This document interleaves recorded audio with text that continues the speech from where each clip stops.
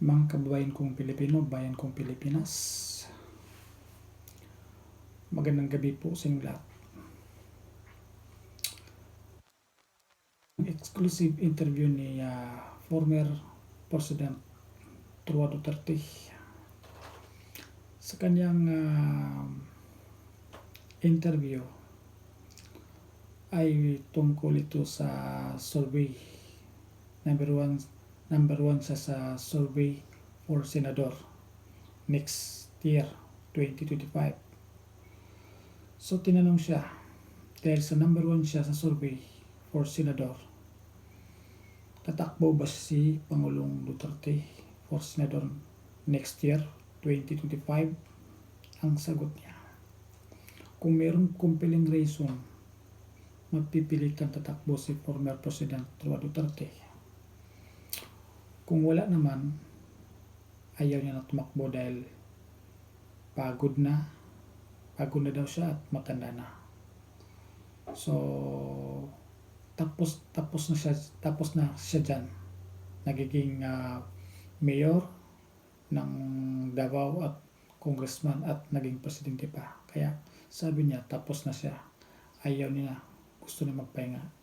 Pero kung gusto ng taong bayan, gusto na marinig ng taong bayan ang pusos ni former President Roa Duterte.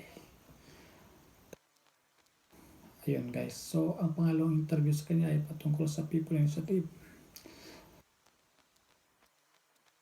Tanong sa kanya, sang-ayon ka ba sa People Initiative? Hindi siya sang-ayon. Dahil ang number one, hindi siya sang-ayon dahil sa ginagawa nila, vote buying for signature. No? Binibili ang perma ng mga taong bayan. So sa kanilang mga ginagawa, mga taga-Congress sa bawat district, namibigay ng perma. Kaya yun against si Duterte. Kaya sabi niya, tayo mga Pilipino dito sa Pilipinas, ang Pilipinas ay democratic state, no? Demokrasya state. So ibig sabihin meron tayong election.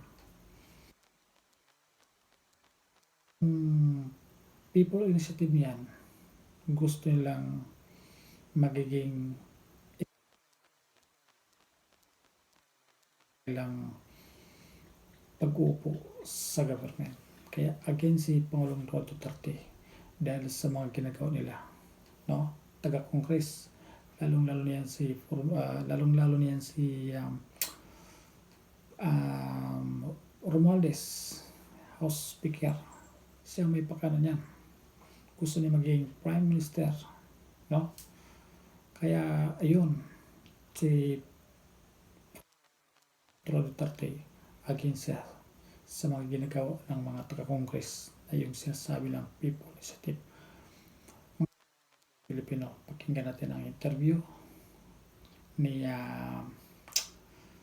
ang interview kay former President Roa Duterte.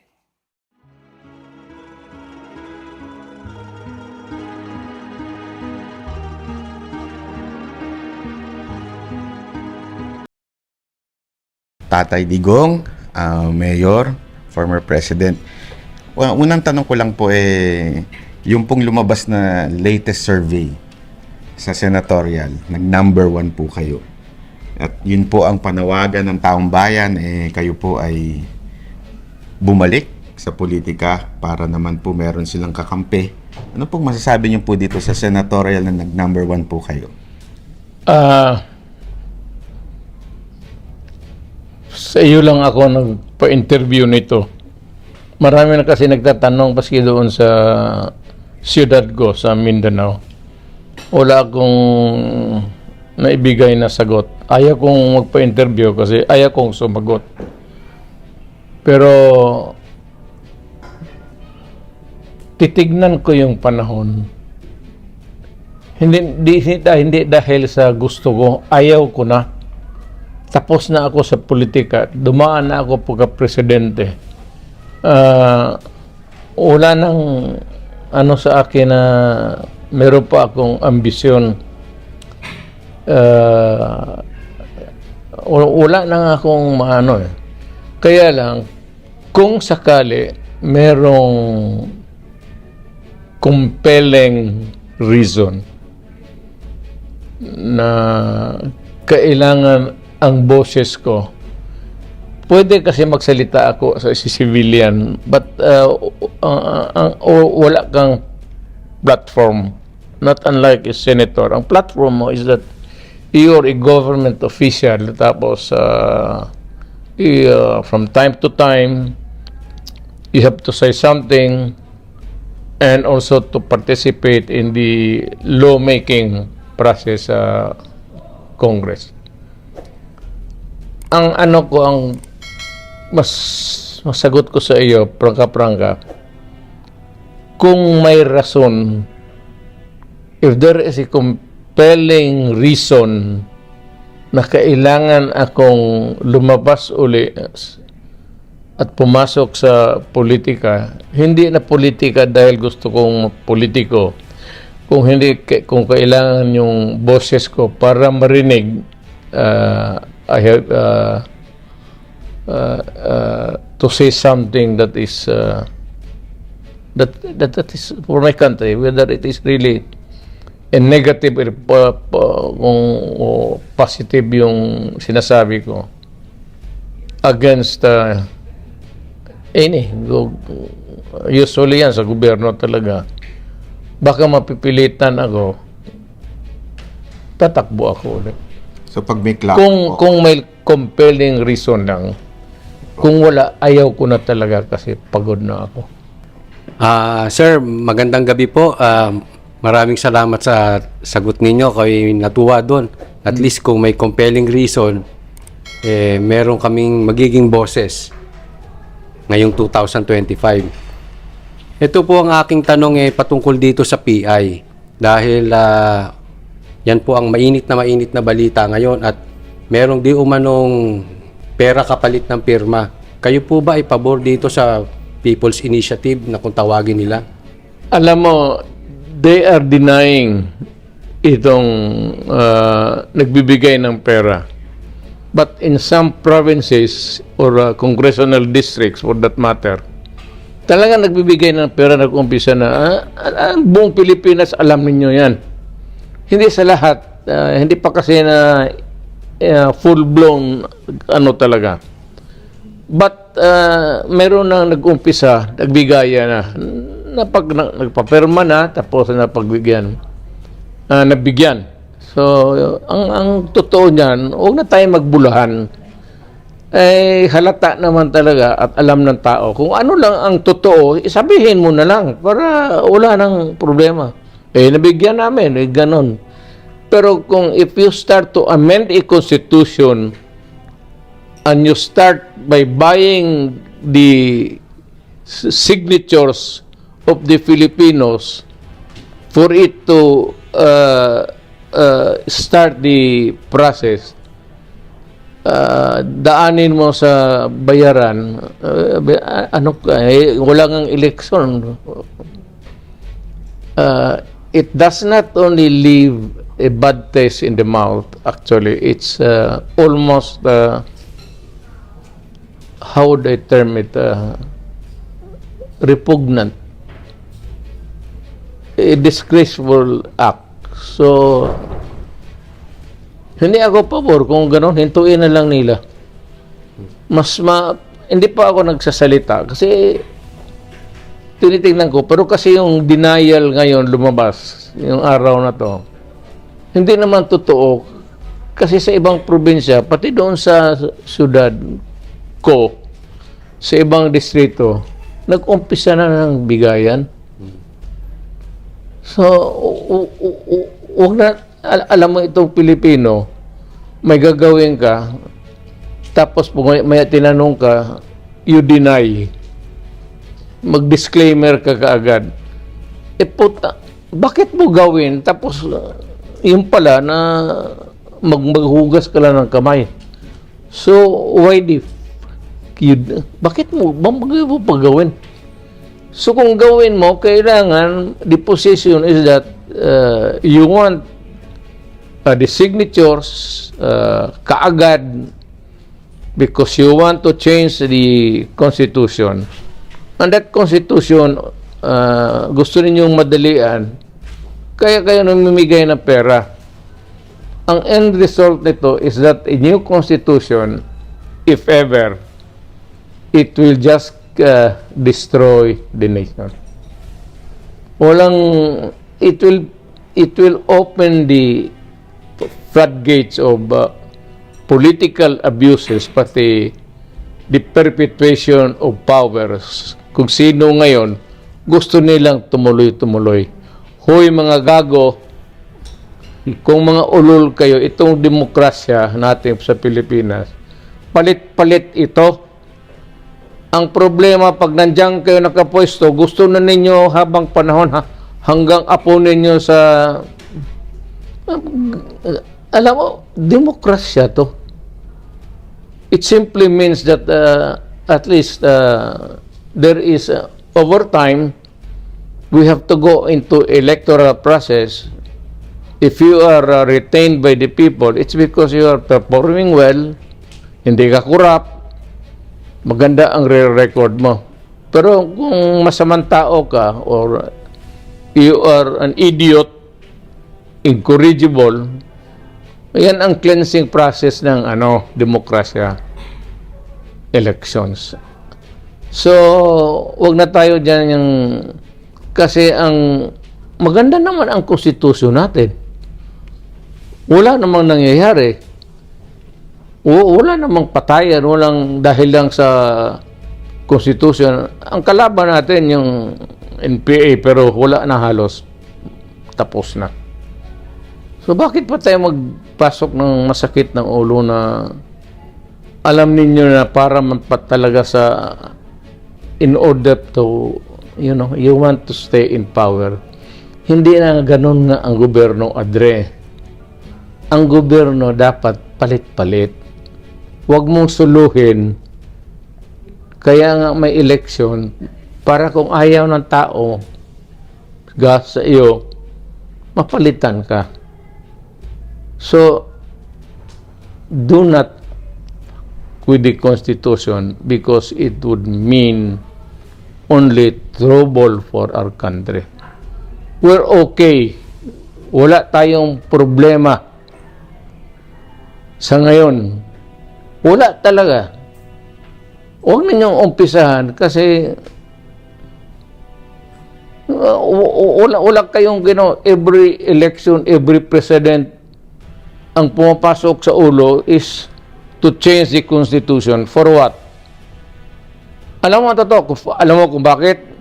Gusto lang to open as para ma-elect sila or ma-perpetuate or extension of terms. Walang ganunan. Demokrasya to eh. The Philippines is a democratic state. It provides for an election for an orderly change of government from time to time. It's a cleansing process. If the people cannot stomach your idiotic or maybe mediocre performance, hindi maghanap ang tao na bright at saka marunong. Huwag tayong pumasok dyan sa mga gano'n.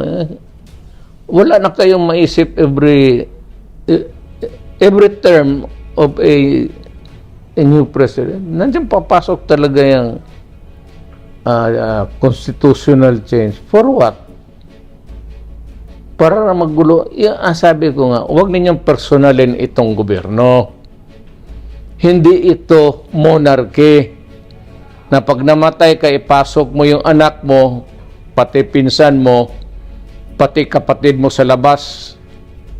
Itong gobyerno na ito, para sa matitinong Pilipino. Yung mga ugok dyan, may umpisahan yan gano'n. Maguguluhan na tayo dyan. Magkagulo lang. Baka akalain ninyo gusto ninyo remember na marami tayong sektor. May sektor tayo sa government officials, employees, may sektor tayo sa civilian at large, may sektor tayo sa mga accountants, engineers, may sektor tayo sa military. Huwag din nyo masyadong kasi hindi naman lahat maluluko ninyo. Alam na lahat ng mga sektor na yan na kalukuhan to. So, huwag ninyong ipilit. Magkagulo lang. Hayaan, huwag. Yung konstitusyon pang permanente yan. Poste yan. Ang batas could be changed from time to time. But a constitution remains to be intended to remain solid and poste for governance.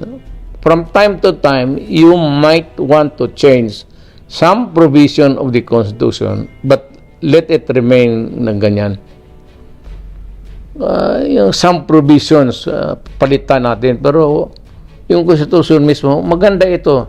Nothing is absolutely wrong with the Constitution right now. Now, maghanap kayo ng wrong, manggaling sa inyo yan. Magkagulo lang ang bayan. Hindi katanggap-tanggap. Alam ninyo, hindi lang ako. Ako retired na, wala na ako. Ano na ako. Piece of paper na lang ako. Pero ang sinasabi ko lang yung wisdom, pati yung gusto ng tao. Huwag ninyong ipilit yan. Kasi kung ipilit ninyo, mapipilitan rin ako magsalita in public. And I might campaign against it actively. PRRD, in connection po doon sa question ni Banat nung una, po, matindi po ang clamor ngayon para kayo po ay bumalik sa politika. And nabuhay po ulit yung pagiging patriotic ng mga Pilipino nung nakikita po nila na active kayo ulit sa politika in terms of pagkokomentaryo. Meron po ba kayong gustong sabihin sa mga Pilipino na talaga namang sumusuporta sa inyo? Ako ho'y kontento na. Ako ho'y komportable na. Ako ho'y maligaya na sa binigay ninyo na panahon na ako maging presidente.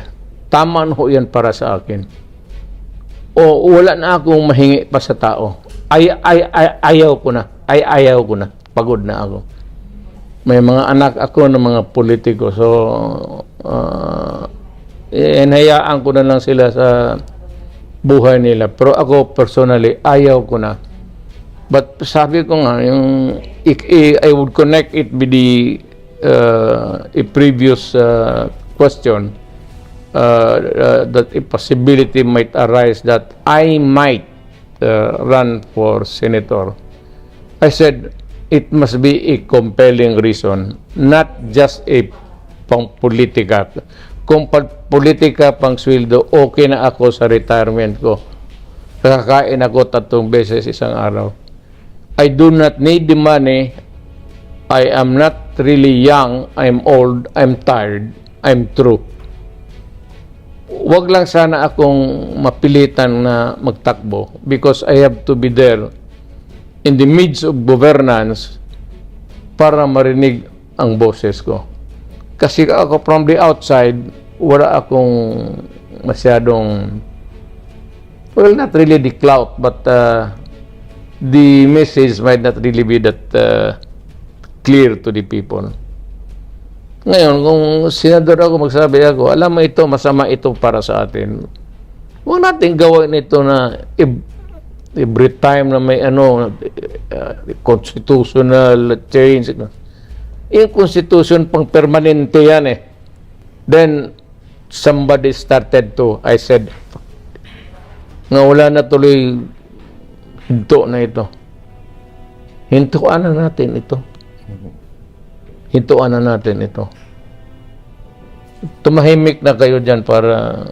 Namimiss po nila yung gikan sa masa nyo po na programa. Di ba? Bumalik na po ang SMNI. Oo. Sana daw makabalik na yung gikan sa masa. Oo. Yun ho ang plano ko para alam mo, idol kita, baka mamimik, masundan ko yung style mo, pang-probinsya lang man yung akin, hindi naman pang ano yun.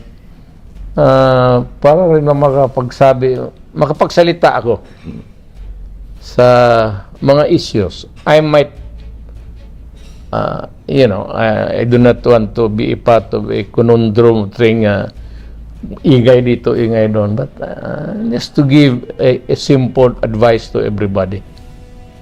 Either against a certain measure or for a certain program. Ganun lang yan.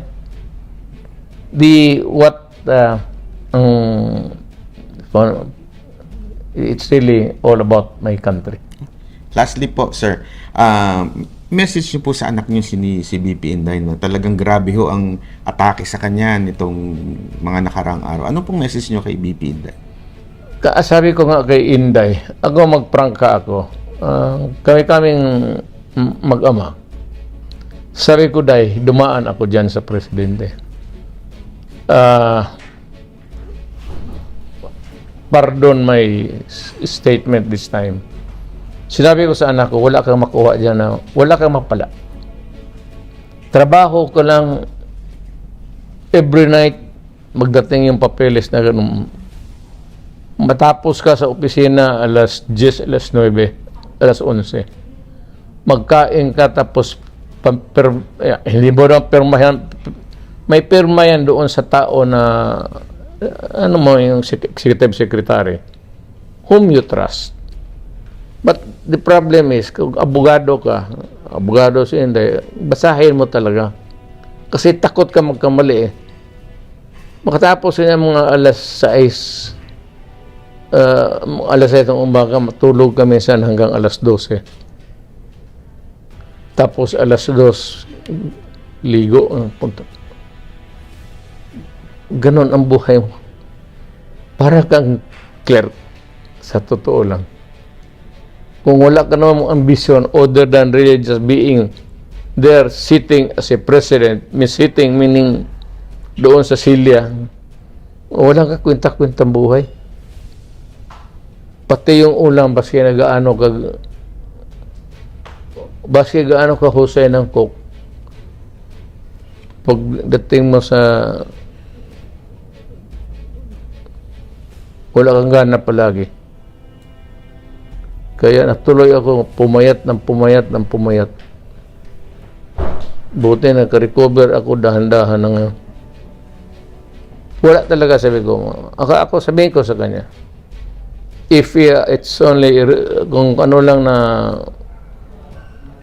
wala kang makuha at saka maliit yung sweldo, makukuha mo yan dyan sa sa kaliit ng sweldo ng yawa na yan.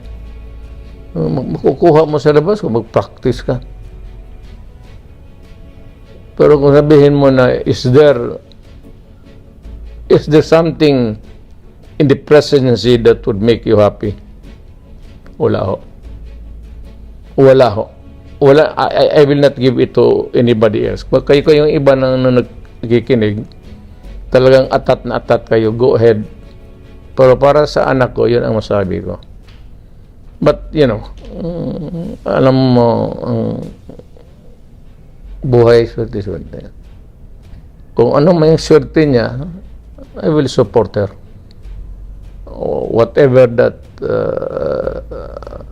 may be in the future.